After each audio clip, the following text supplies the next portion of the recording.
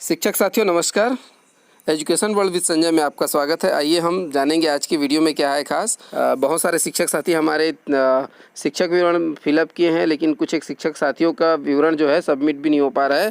तो साथ ही एक नया अपडेट जो आया है पोर्टल में आपके शिक्षक संबंधी विवरण पर, मैं उसके बारे में आपको बता दूं।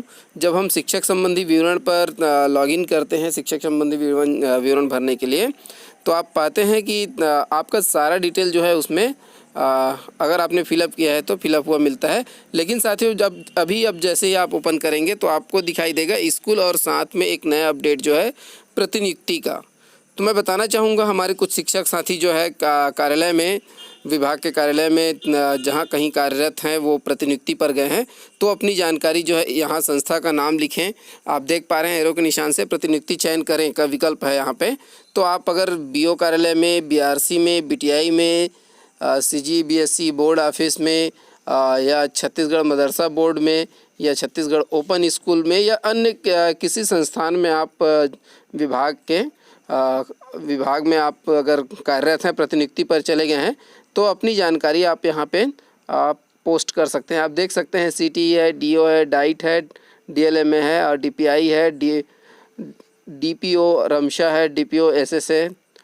तो इस तरह से आपको अब प्रतिनियुक्ति में जितने शिक्षक साथी हैं हमारे, वो अपनी जानकारी जो है यहाँ पे फिलअप कर सकते हैं। इससे पहले क्या हो रहा था, यूडाइस की आवश्यकता पड़ती थी और वो पुराने स्कूल में अपना जानकारी सबमिट कर रहे थे, लेकिन अब वो अपनी प्रतिनियुक्ति की जानकारी जो है फिलअप कर सकते हैं। जैसे आप फिलअप करके आगे बढ़ते हैं तो ये सामान्य जानकारी जो आपको मैं पहले पिछले वीडियो में बताया था, आपको अपनी व्यक्तिगत जानकारी यहाँ पे पुटअप करना होगा।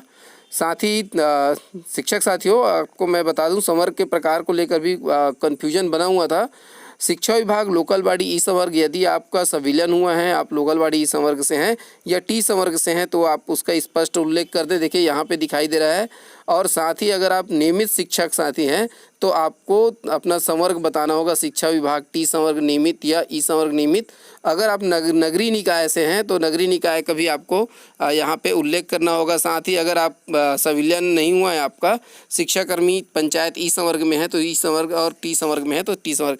इस तरह से आपको यहाँ पे सेलेक्ट कर लेना है। आपको ड्रॉप डाउन बॉक्स में ये सुविधा दे दी गई है। साथ ही हम अगर चर्चा करें आगे, मैं बताऊंगा आपको नियुक्ति की प्रकार की अगर बात करें। देखिए यहाँ पे नियुक्ति के पद मैंने सेलेक्ट कर लिया है, सहायक शिक्षक नियुक्ति का पद है। और अगर हम नियुक्ति की प्रकार की बात करें तो आप यहाँ पे direct recruitment, promotion, civilian, contract या गेस्ट टीचर इस तरह से दिया हुआ है। लेकिन जो साथी सिविलियन हो के आए हैं तो वो अपना सिविलियन यहाँ पे फिलअप करें।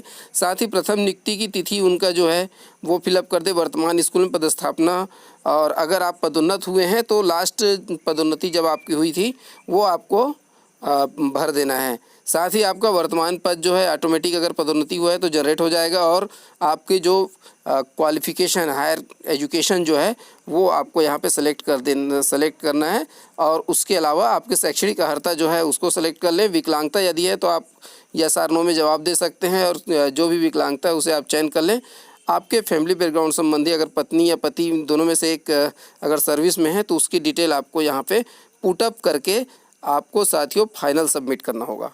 अगर आप फाइनल सबमिट नहीं करते हैं तो आपको आपके जिला नोडल, ब्लॉक नोडल या सीएससी लॉगिन पे सेव एज ड्राफ्ट आएगा, इसलिए आपको फाइनल सबमिट करना है। देखिए इस सर्कल में आपको दिखा रहा हूँ फाइनल सबमिट को मैंने क्लिक किया। जैसे ही मैं फाइनल सबमिट को मैं क्लिक करता हूँ तो मेरे सामने कुछ इस तरह से मैसेज आएगा, सफलतापूर्वक सबमिट किया गया, और इसके बाद आप लॉग आउट हो जाएंगे।